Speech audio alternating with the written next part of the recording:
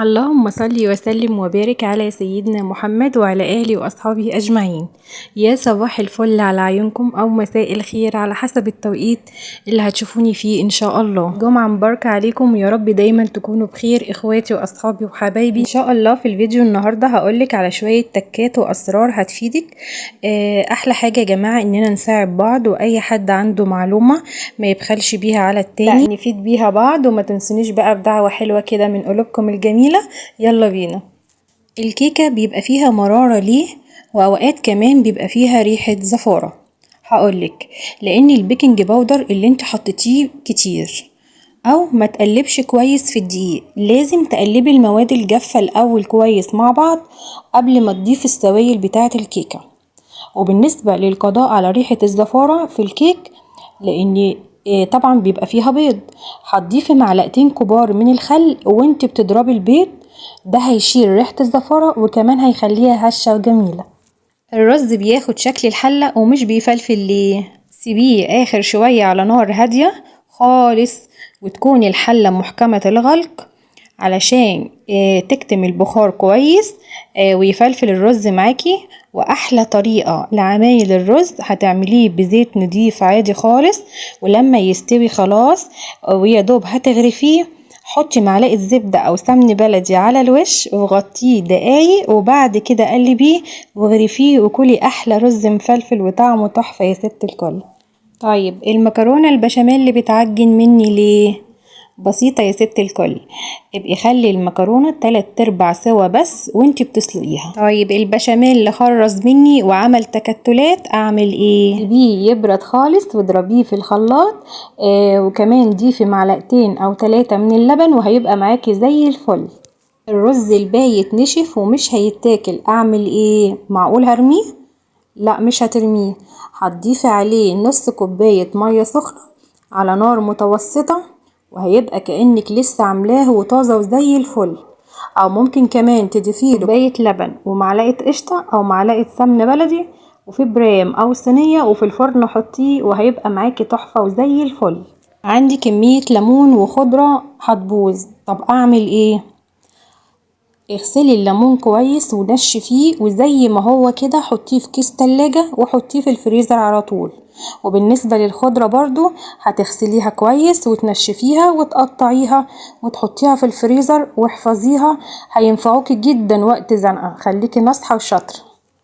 طب ما عنديش فرن والولاد عايزين ياكلوا حواوشي، اعمل حواوشي ازاي؟ بكل بساطة اعمليه في الطاسة عادي خالص، في اي طاسة جرانيت او تيفال او اي جريل عندك، هتحطيه وتهدي النار بس غطيه علشان ما ينشفش منك. السمك المقلي بيكون طري ولونه غامق، اعمل ايه؟ هقولك على طريقة حلوة قوي ومش هتبطلي تعملي بيها اي نوع سمك مقلي.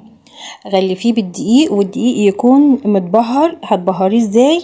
يعني هتحطي عليه ملح وكمون وكزبرة وشطة وبهارات سمك، ومعلقتين كبار من النشا، ونزليه في المية قبل ما تقليه.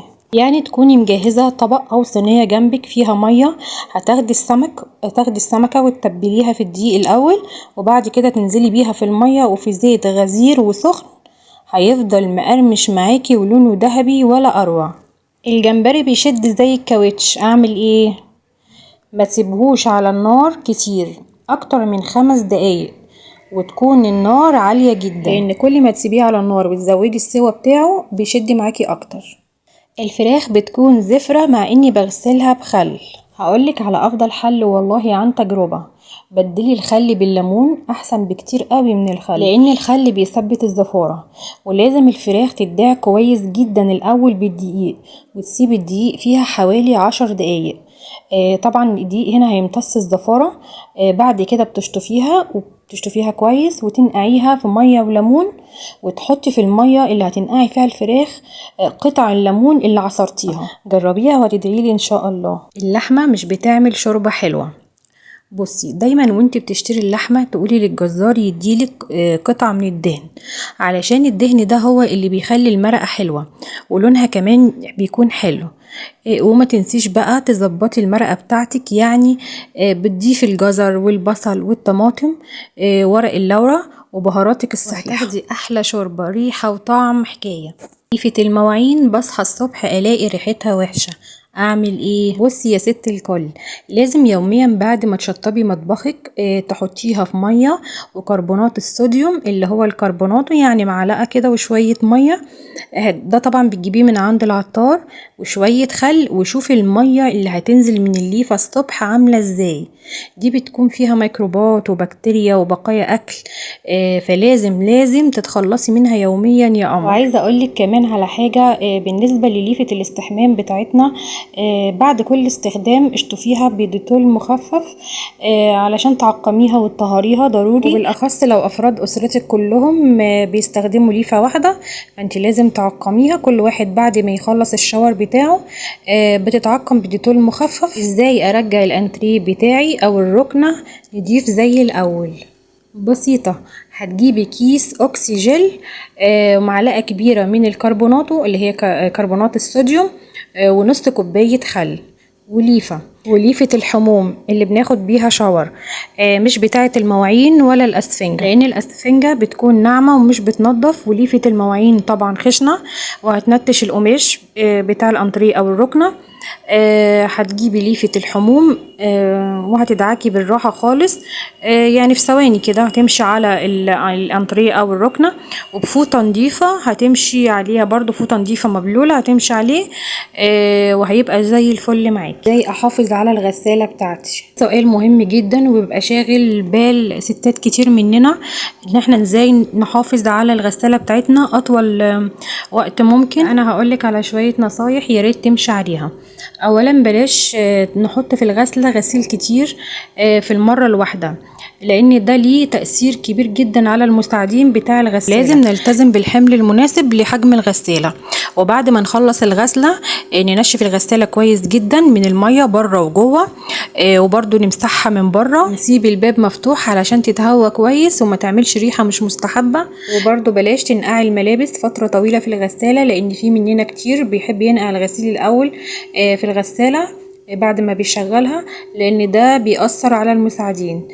وياريت كمان كل شهر تعملي لها دورة نظافة، عبارة عن كوباية من الخل ومعلقتين كربونات، وتحطيهم في درج المسحوق وتشغليها على السخن. ياريت كمان ما تحطيش الغسالة او مكانها يعني ما يكونش قريب من مصدر اي مية، لان ده بيساعد على انها يبقى فيها برومة بسرعة. كمان ما ينفعش استخدم اي مسحوق، لازم المسحوق الخاص بالغسالة الاوتوماتيك هو ده اللي انا استخدمه ليها.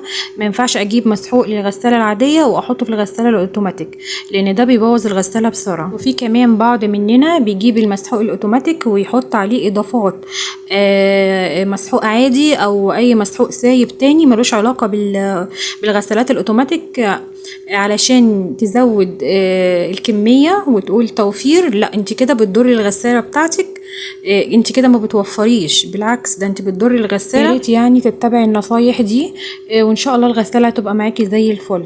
ازاي اخلي وش المعجنات والفطاير بتاعتي اللي بعملها في البيت ذهبي وجميل زي اللي بشتريها من بره؟ سهله وبسيطه جدا. هتجيبي نص معلقه نسكافيه مع ربع كوبايه من اللبن، وهدوبهم كويس جدا مع بعض واقدم بيهم المعجنات.